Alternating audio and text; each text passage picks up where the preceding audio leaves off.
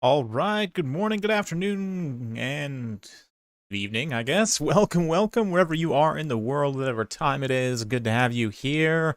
We are here for the BBB Season 1 playoffs. So for those of you guys who were not following along before, I was casting some land battles in the previous patch from this tournament, and now we are moving on to the playoffs. So the format for this, there's 4 BBB clan members in the initial rounds facing off against the top qualifiers here, and we are going to start today with Cool Umbrella versus Kaalhaarman. Cool Umbrella, of course, regular submitter of replays on the channel, definitely friend of the channel, and Kaalhaarman, a very strong land battles player, been doing very well in this tournament so far, so definitely excited for this particular matchup.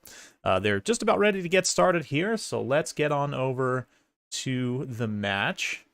And of course, I've got the army blocker secured here. Let me just make sure I've got the factions and the player positions up to date. Okay, so just a second. Need to make some quick adjustments here. Okay. Hopefully you all are doing well. I've got some stream action coming at you live this week. I've got quite a few streams lined up. Besides this, doing Clan Civil War for XMT on, is that Saturday? And then another Clan War, I believe, between BBB on another day. But let me just real quick here, while we are getting things lined up, these players are just about ready to get deployed here. So go ahead and zoom on into the match. Kaalhaarman is going to be playing Beastmen, so we'll get that updated here. All right, one-man show today. Yeah, those of you guys who watched the Spring Championship will know I had the assistance of Creative Assembly on that one for the production side, so yeah, it was a little bit smoother in terms of the production values. Graphics and everything, it was honestly a really good experience, to be fair, but I do wish it was land battles. I'm very much partial to land battles, personally, but we shall continue on, and I'm planning on doing some stuff with the land battles with caps tournaments soon as well. So stay tuned for all of that. But okay, so I believe I've got these all correct now. I still don't have the map name put in, but that's okay. We'll kind of do it as we go along here. Yeah.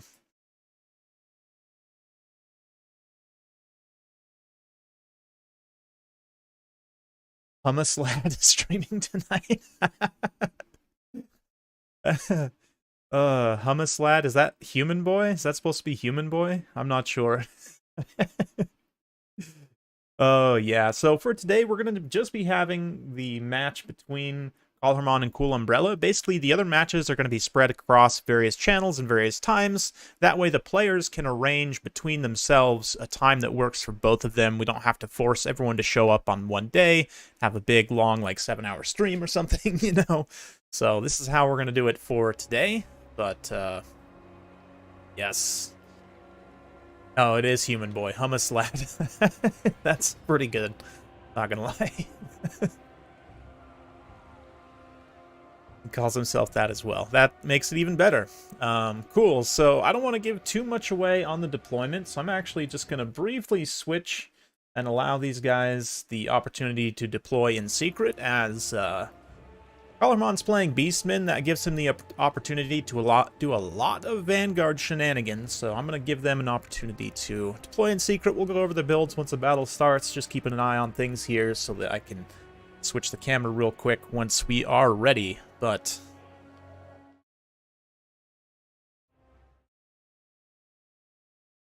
I appreciate that, GP. Thank you very much. I very much appreciate your kind words. I've been doing this a long time, so that means a lot. Hopefully my delivery is mostly smooth. I still have a few hiccups now and then, a few jitters here and there, but it's been a journey for sure. So appreciate you watching, binge watching. I definitely do the same thing when I discover a new YouTuber, just binge watch like their backlog of videos. It's an enjoyable time for sure. So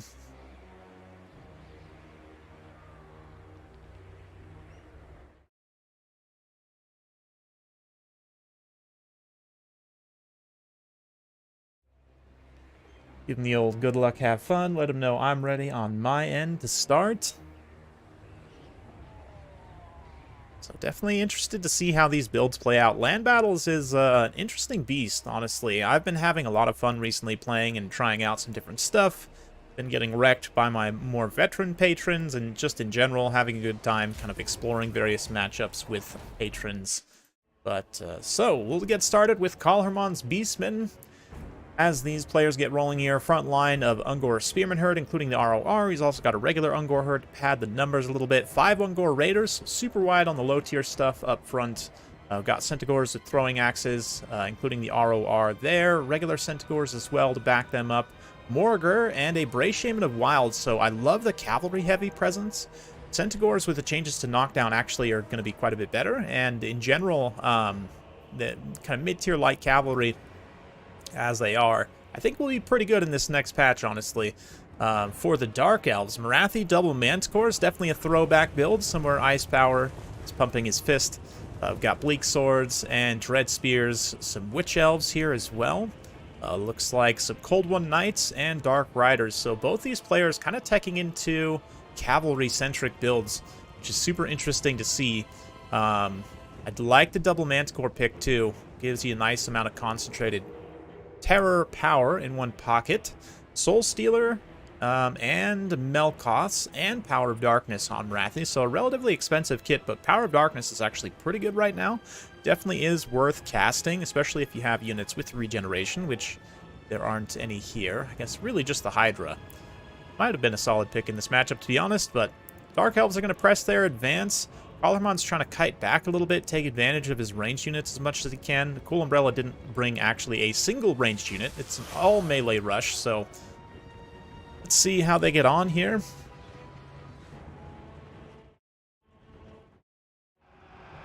And it's going to be Dark Elves getting their low-tier troops into melee. Bleak Sword should trade extremely efficiently here. And let's see how the Dark Riders and more get on. The Centaurs, I'm not sure. I mean, he does have visibility on the one that's actually shooting, but the other Centaurs might not have visibility. Looks like Kaalhaarman's going to move in those throwing axes, start to get some really efficient damage on those Cold One Knights. The Manticore and Morathi, meanwhile, diving in on that front line. Going to have to be careful. Centaurs are lining up a little bit of a firing squad. There's a lot of Raiders in the area that could focus fire as well, but let's see. Dark Elves are responding now. The Centaurs end up getting a little bit caught up, rear charging those Bleak Swords. Definitely do some solid damage, but now going to get countercharged by the Cold One Knights. On the left flank, both players just kind of holding for the time being, or on Cool Umbrella's left, rather. We are kind of on his POV right now. But yeah, the backline pressure from the Manticores is pretty immediate, and of course the terror does start to kick in for the Ungors in the front line for the Beastmen. You see some Chaos Spawn get summoned up, but they immediately actually get hit by those Witch Elves. Madness of Cain means their melee defense will be even further debuffed. We're going to be taking quite a bit of hits from basically everything here, but it looks like the Cold One Knights might be lining up for a response, or redeploying over to this far side here to try and respond to the cavalry threats. The one regular Cold One Knight also that was over here is doing okay. They're not routed off yet, but they have taken fairly significant damage. But just in general, Beastmen having some serious leadership problems, and this is one reason why you bring the Manticores. But one Manticore here is enraged, and the Groghooves plus regular Centaurs will probably be enough to take it out in melee. In fact, both the Manticores now enraged, and the one actually does get routed by said Centaurs. So, yeah, Beastmen definitely punching back at this point, and even on the balance of power are slightly ahead, despite the fact Dark Elves seemingly have the initiative in terms of the battlefield situation overall. But Dark Elves, of course, also get their Murderous Prowess. It's going to give them a significant damage and leadership boost. Well, yeah, charge bonus for some units. It really just depends. A lot of units take advantage of it in different ways, but it's a nice power spike regardless. Though this cavalry engagement taking place in the woods is going to significantly favor Beastmen, as all their units have woodsmen. I mean, they don't really have superior numbers. Looks like Cool Umbrella's redeploying his cavalry anyways, so let's get in close for a few cinematics. Mostly going to keep it on the wide angle for now, as there's a lot of high-level tactical plays happening, but Yeah, the Dark Elf Cavalry trying to get in to reinforce the Manticores, both of them having been routed, and they definitely need the Manticores for their terror, so even though they're not very expensive, tactically super important, but a devastating Traitorkin gets popped in here. That is actually going to shatter and kill the one Manticore, do a significant amount of damage to this blob of cavalry as well, so Kaalhaarman's definitely absorbing this melee rush just fine so far. Has been able to do a pretty good job, but Dark Elves still have plenty of tools left on the field. Morathi in particular definitely won't go quietly with that good night, throwing down some more Soul Stealers, moving in to assassinate the Beast Caster, make sure that no more Traitorkins go off. Super good play here to get that caster off the field. He's very likely to be permanently done for the day, but we'll see. Of course, Morgr also has another spawn summon he can pull out of the ground here and continue to keep up the pressure, but once that summon fades, we'll see. I mean, the Cold One Knights are at risk here as well with a significant amount of value, and it's just going to be tough, I think, for Cool Umbrella to clean up a lot of these archers. His cavalry advantage is thinned out almost completely, if it ever existed at all, to be honest, but yeah, these Cold One Knights really need to free themselves from, and the spawns, not really worried about them too much. Just let the spears take care of it, but a really nice Melkoss and a rear charge here from this Cold One Knight is going to rip apart this Centaur and help equalize that mobility situation. Still not great. Got some Dread Spears get caught out here. More infantry kind of overchased a little bit going after those Ungor Raiders. We'll maybe provide a little bit of an anvil, but Cool Umbrella has to be careful not to take the fight in the woods. And likewise, just in general, is kind of having some problems with running out of steam here. Does not have enough HP left on the field, I don't think, to significantly benefit. Yeah, Cold One Knights here are going to get three-way surrounded by Centaurs, so they'll trade okay in the one they're charging in the front, but they get rear charged by a couple of others here. Yeah, I probably would have actually committed the engagement on that third Centaur just to try and get the full effect, but not wanting to sacrifice them unnecessarily. Kaalhaarman's going to continue to pull them back. Cool Umbrella turns around to fight the other Centaurs, which is going to make him lose out on his charge bonus, and they'll probably actually end up losing that engagement. We'll see. Then the other Centaur just does a nice rear charge anyway, so some great cavalry plays there. Certainly more high level than I'd be able to do, but that's why these guys are in this position, and I'm not. I'm here talking to you guys, which is definitely enjoyable for me, so I think it works out for everyone. Centaurs with throwing axes with perfect vigor too in the late game can act as a very viable melee unit. I mean, 33 charge bonus, 27 attack, good weapon strength. Morathi's going to continue fighting. That Manticore is getting routed off by the focus fire and now shatters. Dark Elves did manage to get some supporting spearmen into that engagement. Almost able to bail out those Cold One Knights, but they unfortunately do shatter. And now Morathi's looking pretty vulnerable as well. She's going to call down some magic from the sky, but we'll see. I mean, Morathi's certainly tough enough, and I think probably, though, that the Beastmen have enough ammunition to just shoot her to death, potentially. Likewise, I mean, if she gets bogged down on the ground, Morgr could also move into melee and probably help take her out. We'll see. Yeah, the lack of armor is definitely going to be a problem against Centaurs in general. In melee, I think, especially if she gets surrounded, but it's one little pocket of healthy infantry.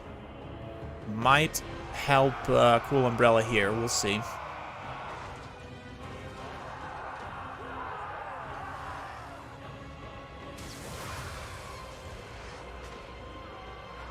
Yeah, Kaalhaarman had a Traitorkin caster, just got sniped by Morathi very, very efficiently for sure. So, yes, it's looking pretty interesting.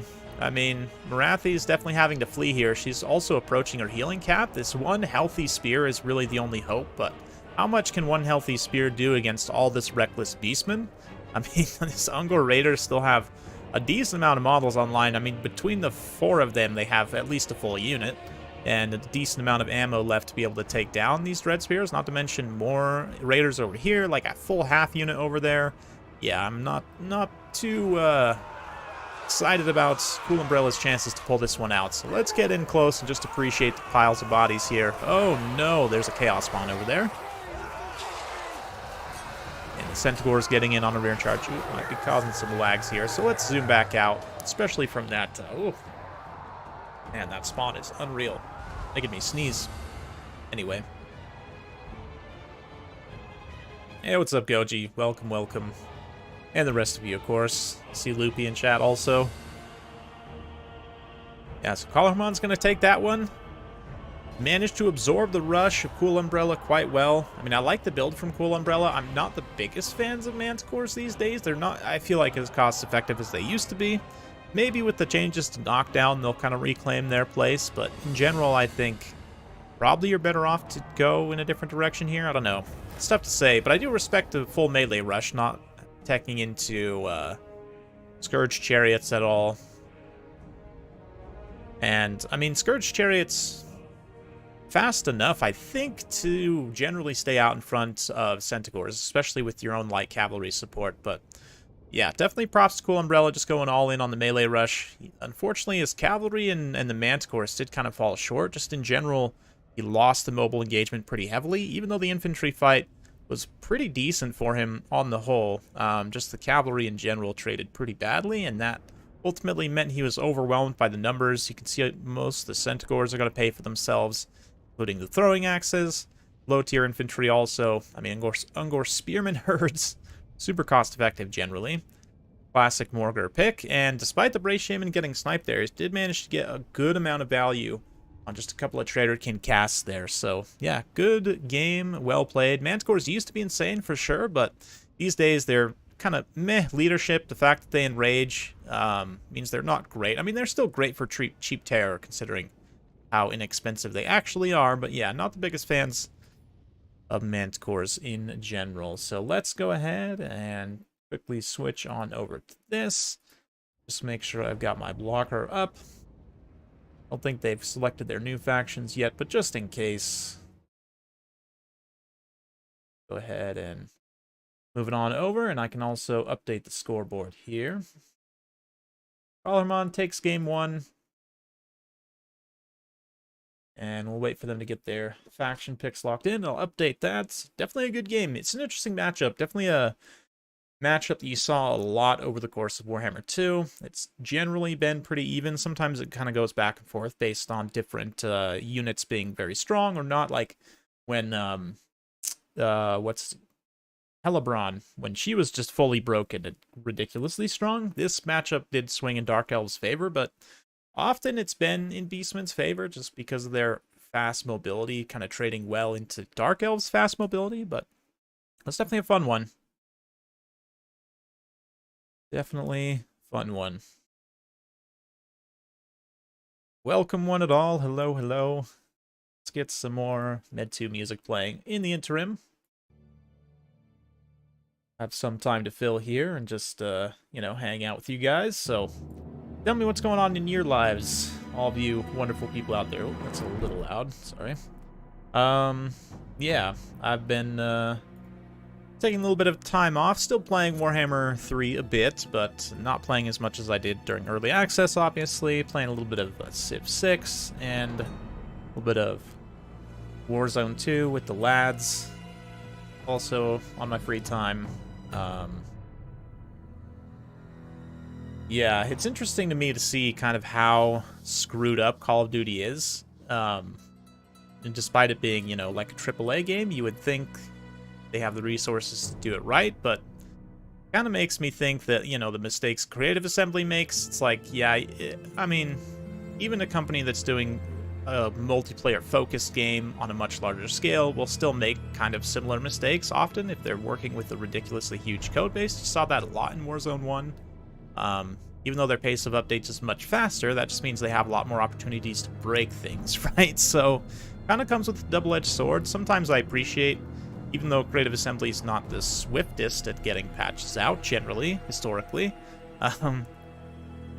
it's nice that they're not constantly breaking the game in new ways. I mean, they often do when an update comes out. Certainly, Chaos Dwarfs came with a host of interesting new bugs and issues, but at the same time, overall, very good patch, and, you know, the sort of stability for a few months means often people can try and fix bugs themselves in a community fashion, or anyway. Well, Kaiser Wilhelm, I appreciate you pushing past your niceness, joining in on the stream. Looks like we're going to have Nurgle versus Lizardmen. Should be an interesting matchup. Nurgle is insanely strong in land battles right now in many matchups. Lizardmen is an interesting one, though. Lizardmen have decent range tools. They also have decent melee tools that can actually kill Kugath in melee, like a Saurian with support definitely will kill Kugath in melee, so we'll see how this goes, but I was doing some games with Nurgle recently, and I'm not ready to do a tier list quite yet, probably in like a month or two, after I watch and play lots more games. Probably do a land battles tier list eventually, but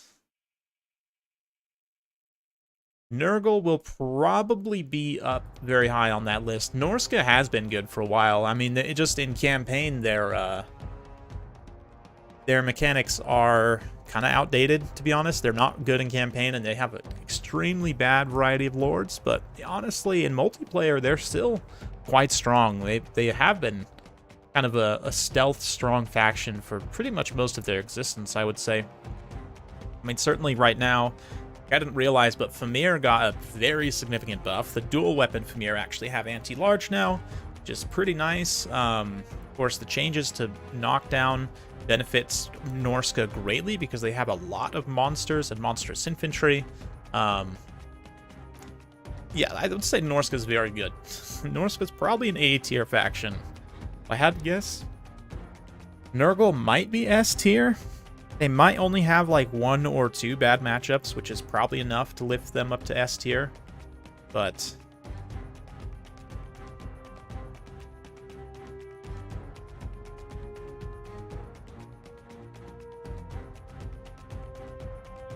oh, looks like Cool Umbrella's actually going Vampire Coast. That's even more interesting.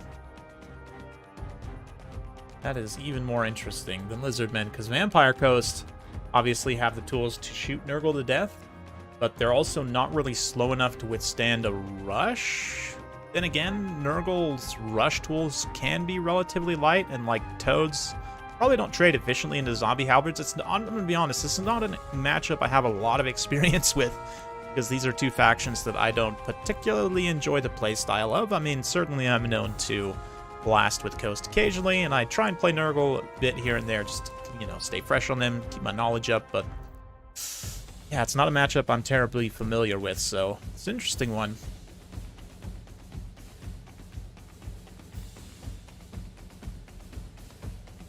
Yeah, I mean, Nurgle was bad for a while, but in land battles, since Kugath was, like, very buffed, he got, you know, his full Mortis engine and everything, he's been really strong against melee-focused factions in land battles pretty much since then. Like, it's been very tough for, like, Slanesh or Vampire Counts. You know, player has to really have a plan for how to kill Kugath and execute it well, which is generally very tricky to do, especially against a really good player.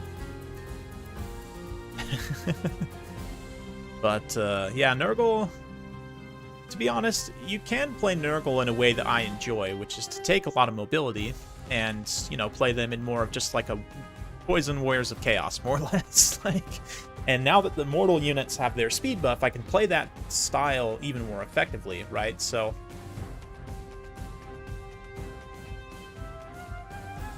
Warriors of Chaos seems almost impossible. Yeah, I mean, Warriors of Chaos, like, if Kolek were better, like, if Kolek gets the buff that he probably deserves, to be honest, and is leveled to the point where he can potentially kill Kugath with the proper support, that would probably flip that matchup. But right now, like, you don't really have a super viable way of killing Kugath unless he kind of, maybe you can team up with him like Archaon and a couple of other single entities, but it's hard for sure. But anyway, go ahead and flip that blocker down as these players are loading in, and not as much of a need to hide the deployment phase on this one, as there's no Vanguard shenanigans really possible with these two army setups, so we'll just go straight into it.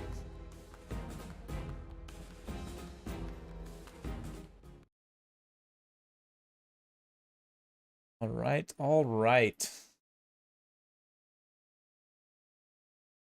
Two Gatling guns gonna blast you. Yeah.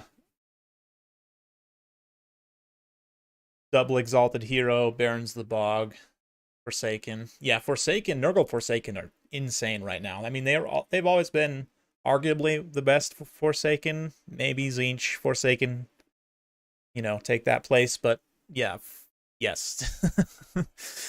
Oh man, the Nurgle Forsaken losing the speed debuff, basically getting their speed back to normal, makes them, in my book, the best. I mean, extra HP straight up, and the fact they have access to healing is probably better than Barrier. Barrier is very good, don't get me wrong, and the fact that the Tzeentch ones have magic damage situationally is really good against certain factions.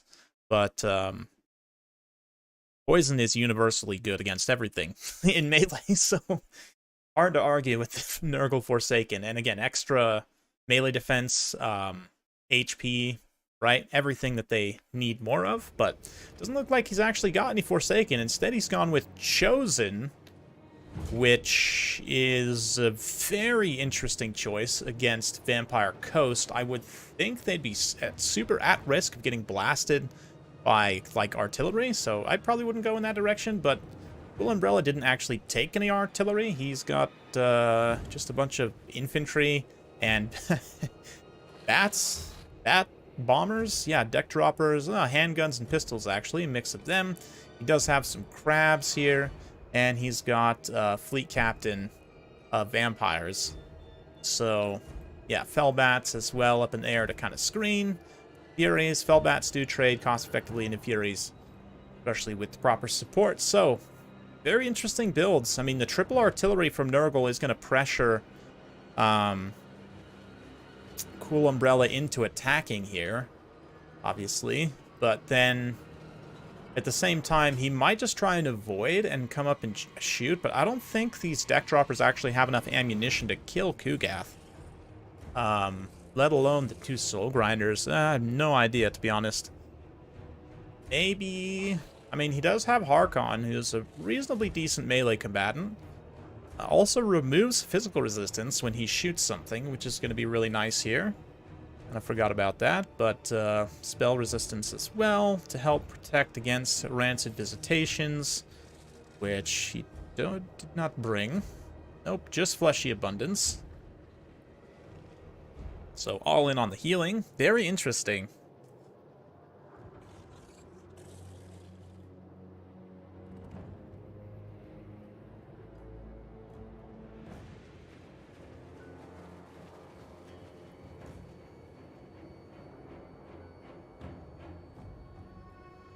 Very, very interesting. I kind of like the pick of Harkon here. Not sure how it'll end up working out. I definitely would have taken some artillery, but maybe there's something I don't know. Maybe the artillery gets weirdly outtraded by Soul Grinders or something. Would kind of surprise me. And the Soul Grinders do have a little bit of a slope they could have deployed behind, perhaps, but on this map, you definitely could have easy line of sight with those cannons. So anyway, let's see here. Flying Bat Squad's going to approach. Does, of course, Harkon does have Hornswaggle, right? Or, yeah, he does have Hornswaggle, which will reduce the armor of these units. So as the pistols fire in, they're not going to be losing out on as much damage in comparison to the handguns. But, yeah, there's not too many of them, to be honest. And they're going to immediately start getting countershot by the mortars, which are accurate enough to actually hit them. But, wow, look at this Soul Grinder. I guess Harkon himself does a pretty good amount of damage with his missile attack, which is going to be enough to actually threaten the Soul Grinder here and kind of throw it into a frenzy. Let's see here. We've got the Furies moving in. Fellbat screening beautifully. This is a super cost-effective engagement for them, but let's see if they actually end up losing out here just straight up. The Caster's not really in range to give them magical support, which is what they really need to win this engagement. They need like a quick Invocation of the Heck just to balance them out to keep them fighting here, but reality, without that, they are actually going to get crumped, which is not good, because then the Furies can move on to attacking the deck dropper bombers. So definitely would have taken this engagement with the Caster nearby, but let's see if it ends up costing him pretty severely. Right now, I mean, one Soul Grinder is just eating all the damage and also eating the fleshy abundance. So let's see here. These deck droppers moved into melee with the Furies, which is not a good idea, I don't think. But we'll see. I guess they were just trying to force a leadership break on the Furies, but yeah, this is not good for Cool Umbrella. If he loses out on those deck droppers, his build is going to be really up a creek without any paddles. But Harkon himself moving in to kind of screen in melee. Could try and move away with the deck droppers and hard land them near the Lamprey's Revenge, but not having the caster nearby to heal those Fellbats is a huge mistake, I think. Does get rid of one Fury, though. Will he be able to bail out this other deck dropper? Yeah, finally the caster comes forward, desperately trying to get some Invocation of the Heck, no doubt, to try and stabilize this situation, but still got one Fury fighting. He does manage to get the Invocation of the Heck off on that deck dropper. The problem is they're still taking damage from the Furies, and will it be enough, I guess? Yeah, he does hard land them. Okay, it's the right call for sure. Get the Lamprey's Revenge in there, then pull back. So it does look like he managed to save 2 of the units at least. That's still pretty big loss. I'm not sure. I mean, the ammunition from the 1 unit that he lost was a substantial amount of potential damage. So, yeah, I don't know about that. I mean, granted, they are pretty cheap value-wise, but still, as they're kind of blobbed up here fighting on the ground, the mortar is able to get a nice shot in there, force this other one into crumbling once again. So not looking great. Deck drop, or sorry, the crabs here, Rotting Prometheans, also have guns. They can kind of, you know, shoot as they pull back here, but they are going to pull away, especially from those Chosen. Can be very, very scary. In terms of actually dealing with the Chosen, I mean, I'm not sure what Cool Umbrella has that can deal with them. I guess just Harkon breath attacks and cycle charging is probably the best bet if they're able to get rid of the Soul Grinders. But of course, Kugath's still lurking as well.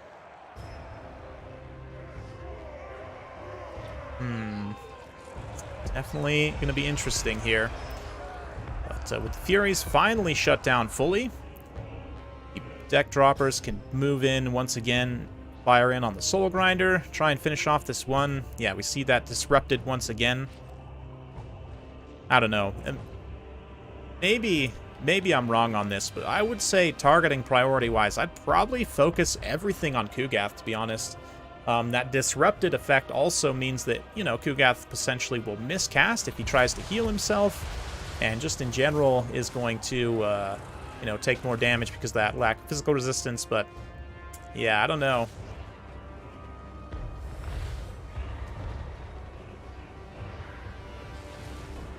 Let's see how this goes. Harkon's going to hard land here, which is a very risky move.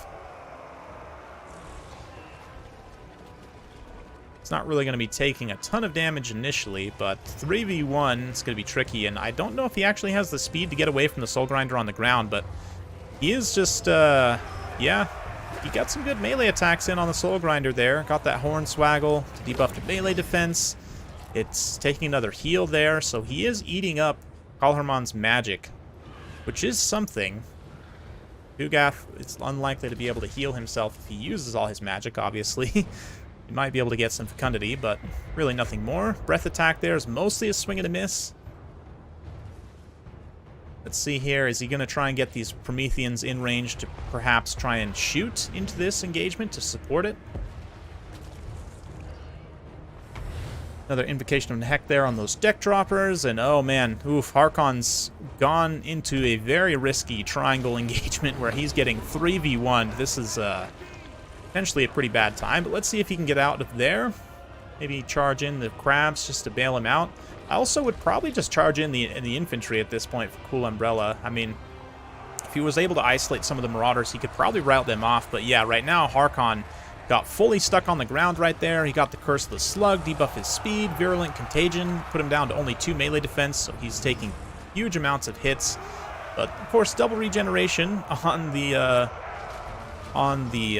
Terror Goose here will mean that he's fairly survivable. He's got the regular regeneration and hunger while in melee, so of course a hard heal also, a little bit of Invocation of the Heck there. Will heal him back up? No, I thought I saw something. Maybe it's just because I'm mousing over that thing. Anyway, Marauders start to take some damage, and it does look like Cool Umbrella is starting to advance his polearms and other zombies here to try and help out in this engagement. This is tough though. The fleet captain gets surrounded.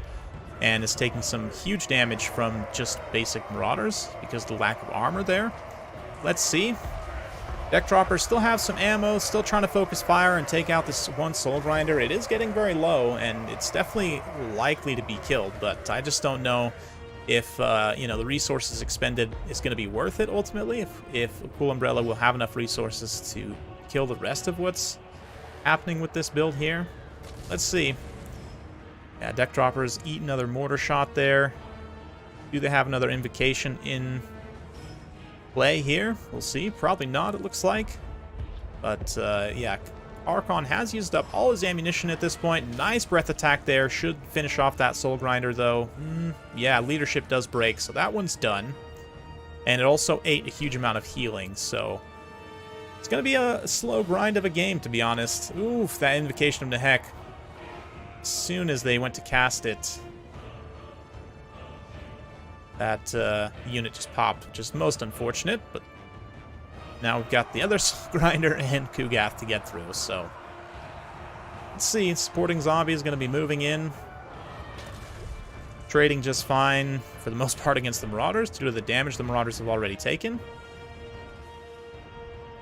Kaalhaarman also trying to find a lane where he doesn't get surrounded here. Kugath kind of gets traffic jammed by the Soul Grinders, so they can't go 2v1 very efficiently, although there are Chosen nearby, so got to be careful of that. But, yeah, let's see here. This one Zombie Pirate Deckhand Mob just absolutely holding up a huge amount of value. Let's see here. Taunt on the Soul Grinder, taking some extra damage from pistols up in the air. Is Nurgle losing? I don't think so. I think Nurgle's actually winning here, just absorbing the value of Cool Umbrella. If I had to sort of give it to a player so far, I think Cool Umbrella, his target priority has not been in the right place. Army damage value-wise, too, he is behind, which is definitely not good. But we'll see. Kaalhaarman's able to continue, you know, cycle charging here, doing some damage. Perhaps the Prometheans can move in. Also get some nice armor-piercing damage on the Soul Grinder. Get them isolated, especially if they're isolated away from the Chosen, which right now the two Chosen are just kind of chilling in the back. So it would be a good opportunity for the Prometheans to move in and try and do some damage on the rest of the army. I mean, certainly it's anyone's game still. Nurgle so far has been, I would say, trading effectively and quote-unquote winning, but it's definitely still anyone's game. Let's see here. Kaalhaarman does have a good amount of healing cap space left, but not that much, so he does have to be a little bit careful. And I would probably be moving in with all these halberd infantry, especially to just support. I mean, I know you don't want to overblob around Kugath, give him too much Mortis effect value if you were to move in with all of the stuff, but at least a couple more halberds just to get some extra anti-large damage. Look at this Marauder unit getting absolutely run over by Prometheans. They're going to get a full surround in and just then absolutely pound them. Quick charge from Kaalhaarman should tear out them away. See the Deck Droppers also moving in for a rear charge, and some Marauders try and break their leadership. So far, so good. One Zombie also just about traded out the Marauders there. Probably will win on leadership and undead, but Chosen once again moving in do force the Prometheans away. And Kaalhaarman also continuing to take damage, although the Soul Grinder and Kugath are just about out of ammunition. Kugath also has not been fighting in melee much, which is, again, not giving him much soul Mortis Drain effect, but we'll see how it goes. Hey, what's up, General Eisenbart? We have joined 10 minutes in, and it's still basically a wash. So, you know, Nurgle versus Vampire counts, typical. But, let's see. Marauders are mostly done at this point. It's going to come down to the Chosen, but I'm not sure. Ooh, this Chosen's leadership is actually not doing great as they kind of get surrounded here. So the Chosen definitely could get killed on leadership if Kugath were to go down. Kaalhaarman right now trying to take out the other Soul Grinder here is taking some serious hits, though. Crabs now move in for support, so let's get in close. Haven't got so much cinematics at all this entire match, even though it really hasn't been tons of wide army movements, but definitely want to see the Crabs fighting Kugath. Kaalhaarman trying to escape. Kaalhaarman hopefully doesn't get trapped by his own Crabs. Looks like he is able to extricate himself there and allow the Crabs to grind it out with the Grinder here. Chosen redeploying to try and come support this fight. Harkon making sure that the Marauders cannot. So we're going to see another Invocation of Nehek here on those Rotting Prometheans, the non-ROR. Keep them a little bit healed up. Yeah. I don't know. Harkon maybe, honestly, maybe try and cycle charge the Chosen. I mean, at this point, Kaalhaarman really just needs to stand on top of the Chosen with Kugath and the Soul Grinder and make sure that he fights with their support so that the, you know, elites of Cool Umbrella will struggle. I mean, even an infinite amount of zombie polearms are not going to grind through the Chosen here, so it is a pretty good pick at the end of the day, as Cool Umbrella did not have the ranged tools to deal with them. Let's see here. Yeah, Lamprey's Revenge getting some hits on the Soul Grinder. They're definitely doing some damage, it must be said. But Nurgle likely still has plenty of healing left as well. Yeah, it looks like Harkon might go try and cycle charge these Chosen a little bit while they're kind of isolated away from the Soul Grinder.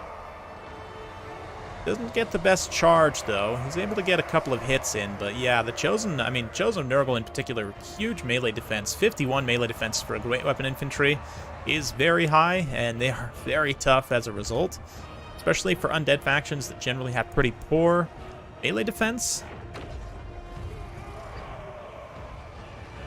It is interesting, though. I mean, lack of AoE magic damage is definitely coming back to hurt vampires at this point. I understand definitely just wanting to dedicate everything to healing, but it's going to be tough. Who knows? Maybe Lamprey's Revenge can move in on a little rear charge here on those Chosen. Maybe try and just shoot them with their guns a little bit. Yeah, it looks like actually probably just issuing a shoot order for the Lamprey's Revenge into the back of the Chosen is going to be the most effective thing at this point. Do get a pistol mob summon, though. They should be able to get some solid damage on Kugath while active. Or are they going to shoot the Soul Grinder instead? Interesting. And Kugath does have 70 armor also, but hey, appreciate it, of course. Parallax or Periax, depending on how you want to pronounce it. Yeah, Parallax, thank you. Thank you guys for having me. It's been an absolute blast. I've been really enjoying getting some nice tournament quality land battle replays. Brings joy to my heart, certainly. Let's see here. Harkon, chilling for the time being, trying to decide where he should deploy. Probably in support of the Lampreys as they desperately try to escape the Chosen here. Yeah, I mean, there's an argument to be made that maybe the Prometheans should have been just kept back and used their shooting attack primarily, rather than being used in melee as much as they were. Still have quite a bit of ammunition left, and maybe could have shot the Chosen to death. It's hard to say. But right now, this Chosen getting fully surrounded by zombie polearms will start to take some damage. A little bit of damage. And considering how cheap they are in comparison, or expensive rather, the zombies are cheap in comparison to the expensive Chosen. Should be interesting. But Deckhand's continuing to keep the Marauders routed, so it's looking tricky for a Cool Umbrella, but I'm not going to say he's completely out of this.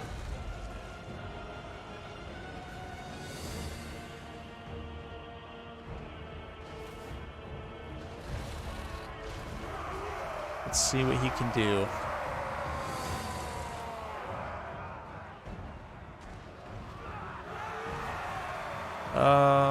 Let's see. Looks like another little Invocation of the Heck. Just keep the Lamprey's Revenge topped up. Harkon is running out of steam, though, and once he's gone, I mean, the Vampire Coasts are definitely done. But look at this. He comes in and gets a really nice charge on Kugath. Hornswaggle active is actually doing some pretty real damage to him. You know, the armor debuff also allows the pistols to fire in and get a little bit of extra value. So I think he probably can still win this, certainly. But again, I maybe just arguably go try and kill this isolated Chosen. The pistol mob summon, unfortunately, does run out of steam. Yeah, the Chosen are also just ripping apart the Lamprey's Revenge in melee right now. It's a super, super bad engagement for them. So, oh, yeah, it's looking tough. Looking very, very tough right now. I'm surprised how much these other Chosen have taken, though, just from zombie polearms, to be honest. But, yeah, Lamprey's Revenge are going to be taken out. A little bit of a rear charge there by Harkon into the Soul Grinder. Gets a few more attacks there. Will the Chosen actually tear route here? Chosen famously not immune to psychology. Their leadership gets low, but it looks like they're going to be able to hold on for the time being. We do have some more zombies filtering in as well.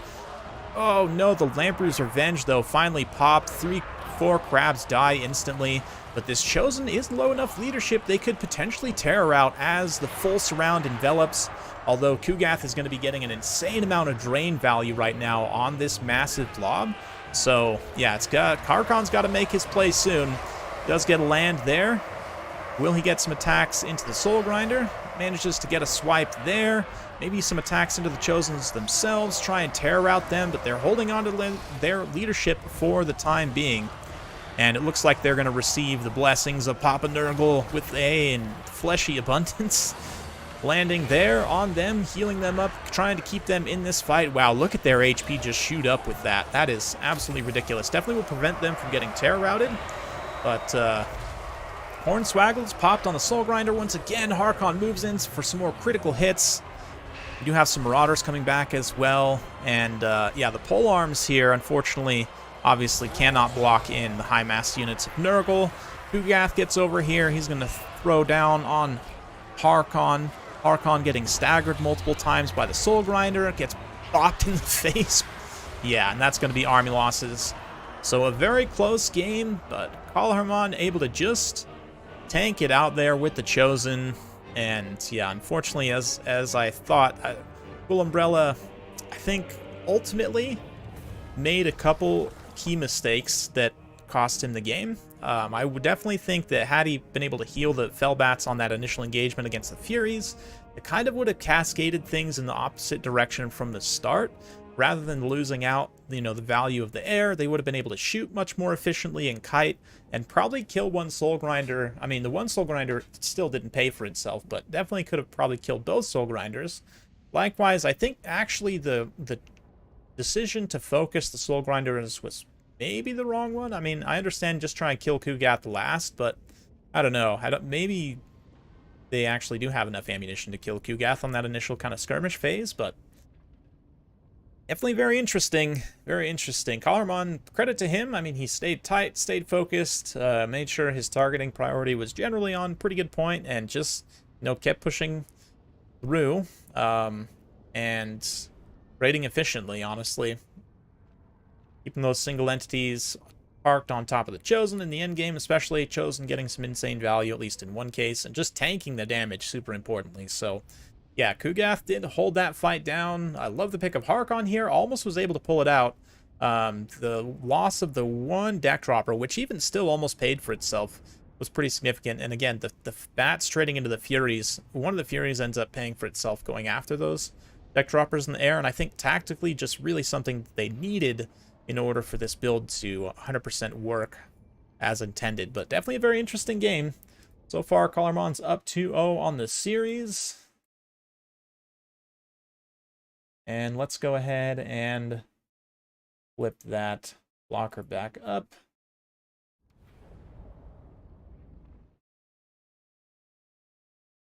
Excellent.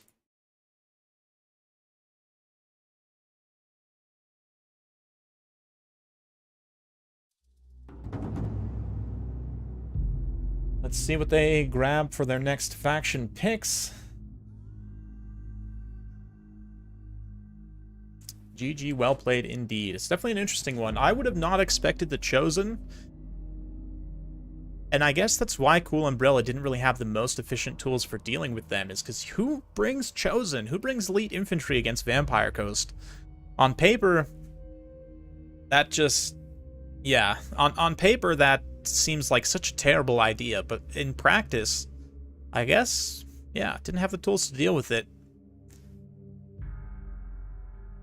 And I'd be interested to see how this build, how Kaalhaarman's build would work against like a very heavy long range, like artillery focused, with deck guns, maybe carronades combined, and just like a big wide defensive, missile system, missile defense system.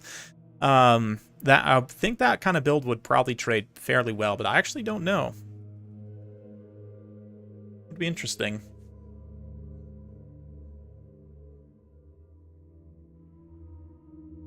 Archon, though, I do think is necessary. Kill Kugath. And, well, I don't know that Kugath is going to be the most common pick in this matchup. Again, he is at risk of getting shot to death, but still, as like a mind game pick, certainly seems solid. Question is, if you're not taking Kugath, who would you actually take? I'm not sure there's another good answer, to be honest.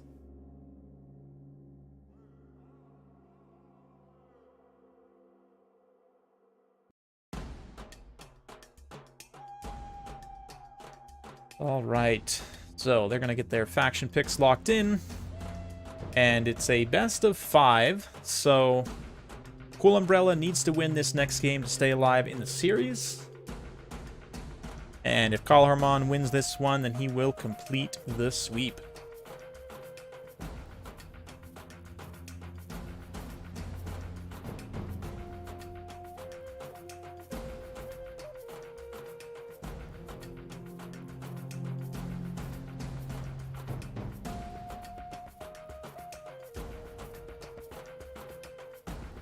Oh, yes. Okay, sorry, people just messaging me on the side here. So,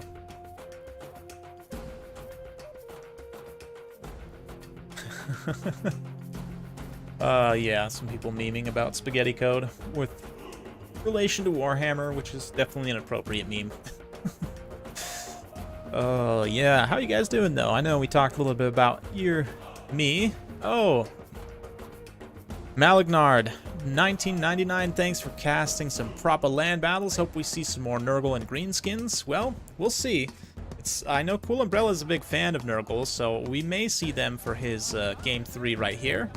Greenskins, I'm not sure. Greenskins and land battles, I feel like, are a solid kind of mid-tier faction right now. Some buffs they got do help, and the changes to knockdown and hard buffs to boar cavalry mean that, yeah, I mean, the Greenskins high mass units are better than ever. Pump wagons are hilarious right now. And Azag got a huge buff. Azag is actually probably the meta lord, in my opinion, again, in most matchups. I mean, his speed and his HP makes him fairly survivable unless you really blunder him, which is totally possible, but you can also just keep him up in the air and Spirit Leech, you know, a caster down, or, you know, you use, like, Fate of Unit to go after some lead infantry, or, you know, Purple Sun to bless some blobs. But in general, Azag is... yeah, Azag is very good. I stand Azag.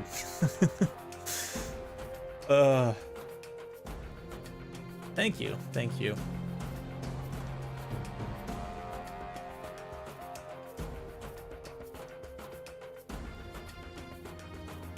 Anyway, yeah, hopefully you guys are doing well. I recently been playing a little bit of Dungeons and Dragons, playing a accidental necromancer who joined a cult, you know, unknowingly, and yeah, it's been fun. Definitely been fun. I'm thinking when Baldur's Gate 3 releases, I might try and do like a community with some other, like, you know, YouTubers and content creators, try and do like a community kind of session on there, because from what I understand, you can actually like build out your own campaigns and like host and play, you know, with friends and such. So we'll see. I'm gonna look into that. I'm not 100% sure, to be honest, but we're level 5. Just leveled up to level 5, so I just finally am able to actually like summon undead and raise the dead and stuff.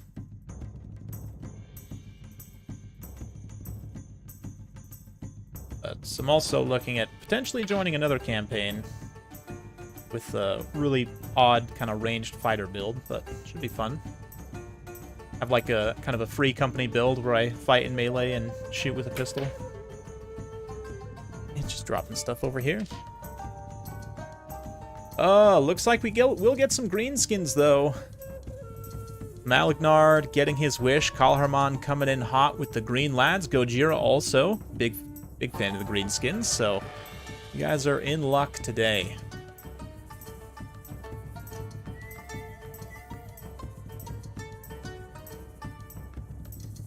Got this scoreboard adjusted here. Cool. Greenskins versus Skaven, so we're definitely in for some horde builds. I'd imagine very, you know, wide armies on both sides, probably. We'll see. Definitely an interesting matchup. Warzag is definitely good as always. Grimgor definitely too right now. Despite, you know, everything. Grimgor is quite strong.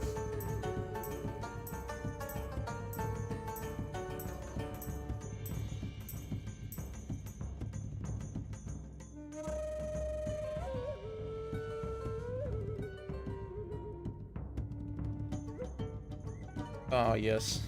Hidden. My cat just came laid on my lap right now. I really gotta get like cat cam set up. I have my webcam. I found it. It was kind of buried in some boxes that I had put away in my office. Finally found it again, and I got it set up for a recent video call I had to do. I really should. I've been thinking I should get it set up to kind of overwatch my cat's little bed that's in my office, because everyone loves a cat cam, right? You'd much rather see a cat than me, I'm sure. So, yes. Let's have my screen blocker be the cat cam.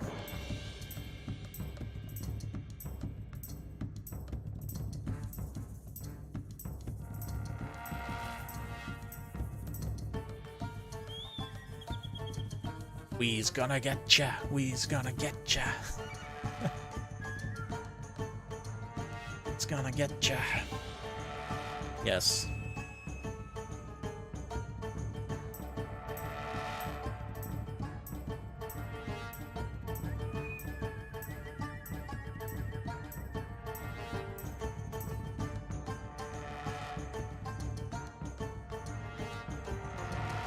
All right, all right.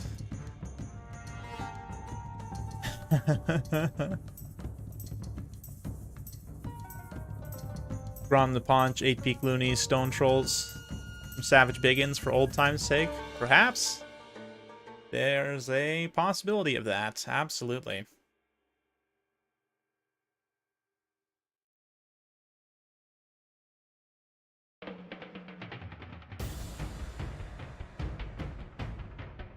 Oh, yes, looks like they're just about ready, so...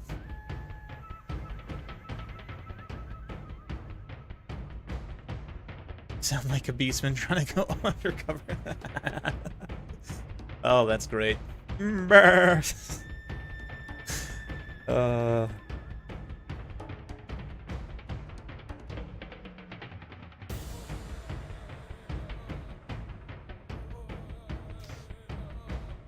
All right. Let's see here. So, Skaven versus Greenskins. I don't really know where this matchup is right now, to be honest. I don't know that it would have changed that much in the past, but it's a matchup I feel like that at times has been fairly dynamic. Greenskins can definitely do some things here, but let's take a look at the builds. And you are in luck for Stone Trolls. In fact, it's all high mass, heavy mobility units. Yeah, not necessarily high mass in the case of the Wolf Riders, but 3 Wolf Riders, 4 Squig Herds, 2 Savage Boar Boys, 2 Savage Biggins, Azag probably on foot, and a bunch of Stone Trolls. And then, yeah, the Skaven side we'll take a look at once they load in, but definitely looking like interesting builds for sure.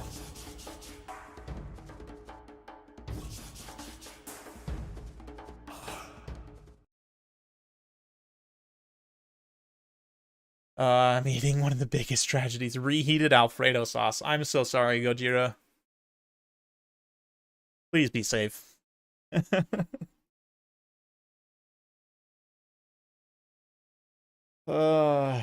Yes. Let's see here. Good map, classic MP Peak Pass in the new beautiful sunset hue.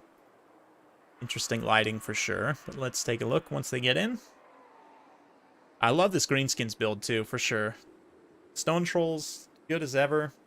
And Azag on foot's generally pretty cost effective if you can get good Spirit Leeches with him, which is, I would imagine, the plan with him here.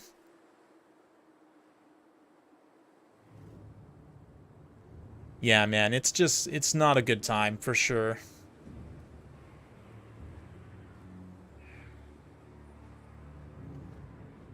Yes. Oh, Azag is actually up in the air. That's He's got a pretty cheap kit then, I guess. Just slashes, get on with it, and Spirit Leech. Interesting. Okay. Cool. So, 4 Cool Umbrellas Skaven sides. Lord Scroll here looking to impart some classic Liber Bubonicus. No longer a Liber One-Shoticus, but still does a substantial amount of damage. He's got a Packmaster here for healing Nurgle, or sorry, Molder, Bad Ogre Blob. He's got Wolf Rats and Night Runners and the Regiment of Renown Rattling Guns. Along with, yeah, a bunch of cheap chaff up front. A couple of Clan Rat Spears, 3 Clan Rat Spears, and Skaven Slaves as well. So, very interesting. Very, very interesting. Just the one missile, kind of high-tier missile unit. I guess he does have, a couple slingers, actually. So, Night Runner slingers even, not even Skaven Slave slingers. So, interesting. Very, very interesting.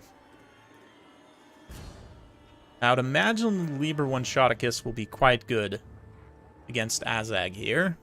Let's see. 67 damage on a 15-second duration. That's actually not that much damage. Wow, I actually thought it did more, but interesting.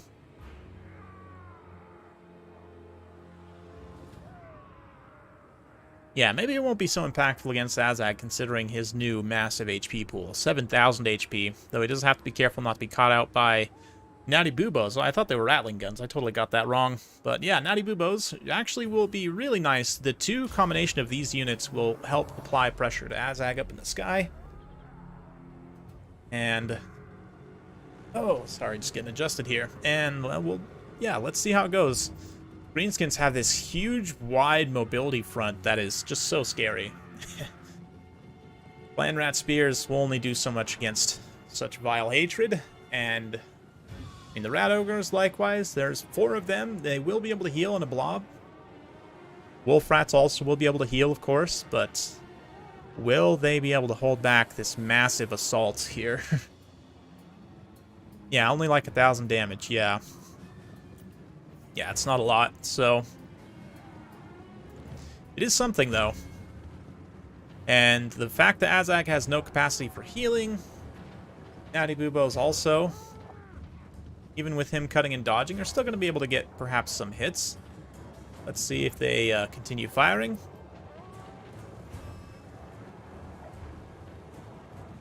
Yeah, he's definitely taking some little chunks of damage there.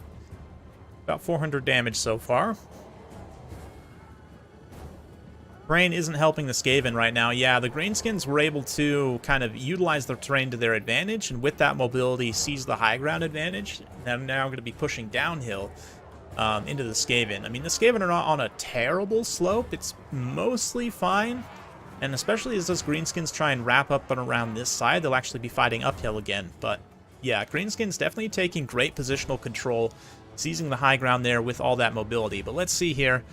Ooh, is this gonna make a risky play? Try and isolate this flank with these Savage Biggins and the Wolf Riders. Looks like Skaven's gonna redeploy some troops there to try and do so, but this frontline engagement is gonna be pretty bloody and decisive, I would say. Stone Trolls should be able to fairly easily collapse the Skaven Slaves, although it looks like they might have actually missed their attack order, which is fairly unfortunate. But let's see. Cool Umbrella not wanting to get caught too far out. It's going to just keep it back for now with his own mobility. There we see the Liber One-Shoticus and the shooting of Natty Boobo Sharpshooters is going to pressure Azag and at least keep him from being able to land very decisively. But yeah, look at this in the front line, just getting absolutely crushed. Those Skaven Slave Spears evaporating almost instantly, but Wolf Rats and Rat Ogres able to get a charge here on these Savage Orc Biggins along with some Clan Rats. This unit of Rat Ogres in the front line getting absolutely crushed by Stone Trolls, though. There's 3 Stone Trolls all concentrated in a pretty small area. Likewise over here, the Wolf Rats and the Rat Ogres also just getting completely crushed, so I'm not sure where the Packmaster is right now. But it looks like he's healing this unit of Rat Ogres in this frontline engagement, which is fine, I guess, but Wolf Rats are almost immediately able to get up and around, or sorry, the Wolf Riders, rather, almost immediately able to get up and around, and they're going to be collapsing very quickly on Natty Boobos. They really haven't gotten that much value yet If we take a look here, yeah, 800 value's pretty good, but Azag's going to also just charge straight in and go for the attack on Skrulk. Little Spirit Leech there and maybe pull away. Skaven just getting rapidly collapsed, but Cool Umbrella overchasing a little bit here with some Wolf Rats, and Rat Ogres definitely need to come back and reinforce. Thankfully, Troll's leadership is pretty bad, and a lot of these Boars also have very poor leadership overall, so they are definitely getting routed off pretty quickly as well. But big old Wah is popped now. Going to increase the melee attack of all these units currently involved in combat, and the counterattack moving back in. It's going to get intercepted by Squig Herds, who, with their anti-infantry bonus, should trade very efficiently against those Wolf Rats. And yeah, the Packmaster moves in here, doesn't actually have any more Molder units to heal. Balance of Power is actually showing slightly in Skaven's favor, though. I'm not really sure why. I guess there are still quite a few healthy Rat Ogres on the field, but poor Lord Skrulk is getting just destroyed right now by Spirit Leech, Rod of Corruption, trying to bail himself out. But look at this, the Packmaster able to get onto Azag on the ground. Potential for disaster here, as the Packmaster is very fast on that Brood Horror. Looks like he is able to screen with the Trolls there and get Azag back up in the sky, but is Liber Bubonicus off cooldown yet? It's going to be super important to try and get one more cast of that to try and finish Azag off. Yeah, Natty Booble's sharpshooters are shattered, so they're not going to be of much help, but the Rat Ogres actually are holding out and out-trading with spear support a lot of this mobility of the Greenskins. The Squig Herds also enraging, just chasing random units off the field rather than being deployed in critical engagements. Will be pretty important here. Azag takes another chunk of damage there, but yeah, still flying, still fighting. And the summons should help, but this Packmaster getting soloed out here is pretty bad. I mean, he's not soloed out, obviously. He does have some support, but yeah, the Rat Ogres need to collapse on those Stone Trolls, get that sweet, sweet healing. I'm assuming this guy actually has the healing. He does have running with the pack, okay. But doesn't look like the Rat Ogres, unfortunately, are in range to get it. Azag drops on Skrulk to try and snipe him, but with the Packmaster nearby, it's a 2v1 engagement that I don't think Azag is really cut out for right now with how low of HP he actually has here. I mean, the Stone Trolls are in a position to perhaps support a bit.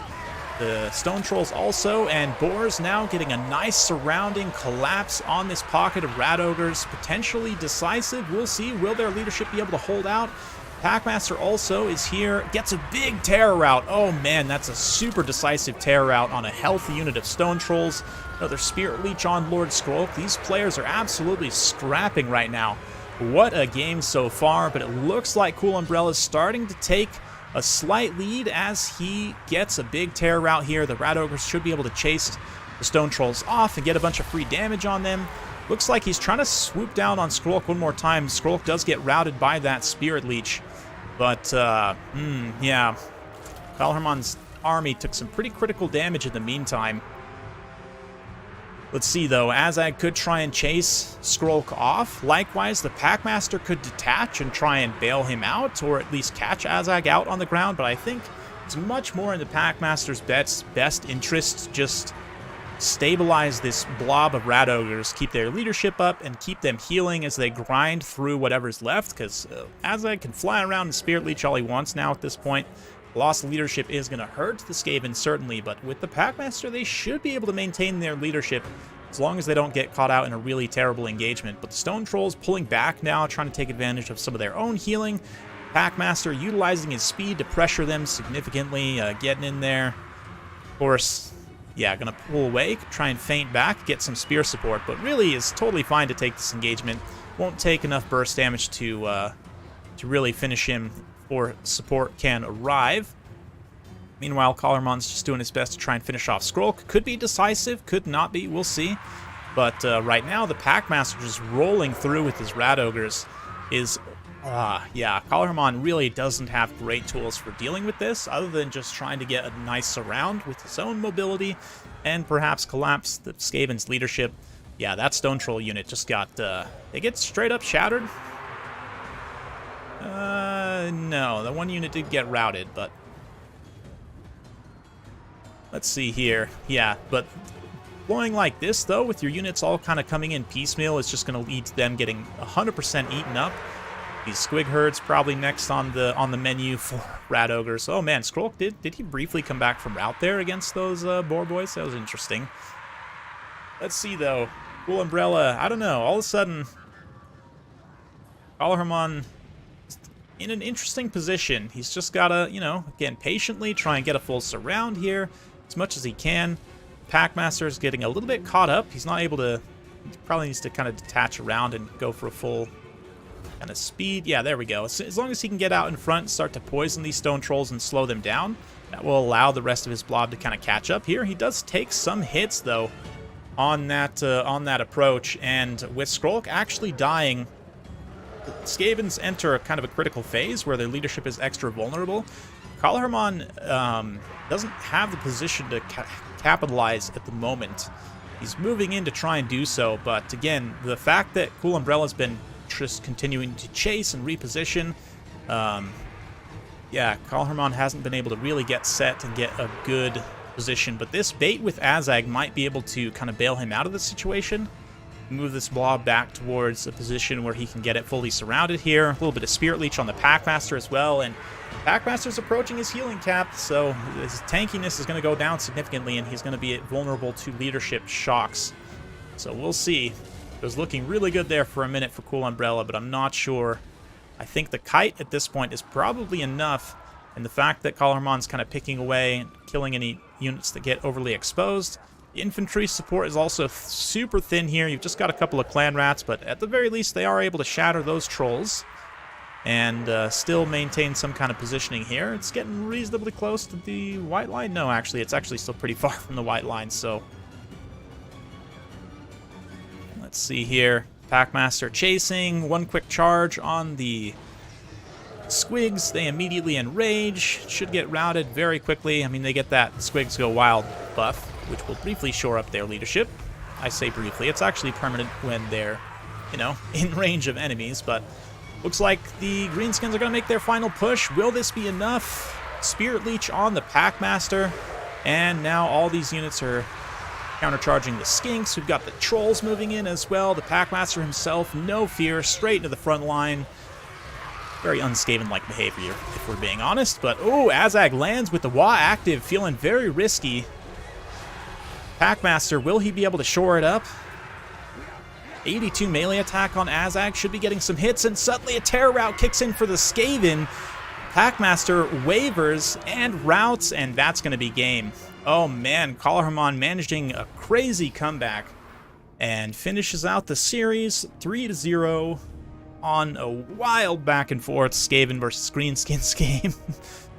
What a finish. That terror route from Azag, keeping him alive until the late game. The fact that he just barely escaped with that little amount of HP is super painful for Cool Umbrella.